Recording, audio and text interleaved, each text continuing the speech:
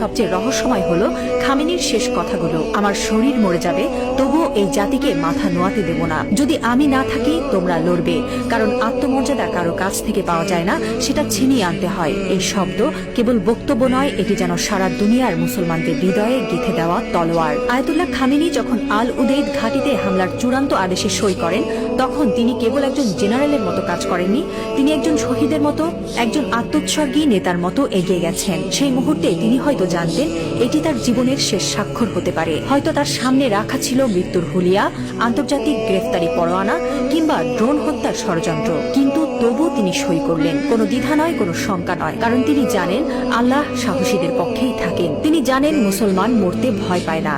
যারা আল্লাহর পক্ষে থাকেন তারা জানে মৃত্যু মানেই পরাজয় নয়, বরং আত্মত্যাগী বিজয়ের শুরু। এই একজন মানুষ এখন আর কেবল ইরানের নেতা নন, তিনি হয়ে উঠছেন সারা বিশ্বের মুসলিম উম্মার প্রতীক। একজন বিশ্বাসী, একজন অটল মুজাহিদ, একজন সাহসী পিতার মতো তিনি বলছেন, আমি থাকি বা না থাকি তোমরা লড়বে। হ্যাঁ মুসলিম উম্মাহ, তোমরা মাথা নিচু করো না। লা ইলাহা ইল্লাল্লাহ, আল্লাহ ছাড়া আর কোনো ইলাহ নেই।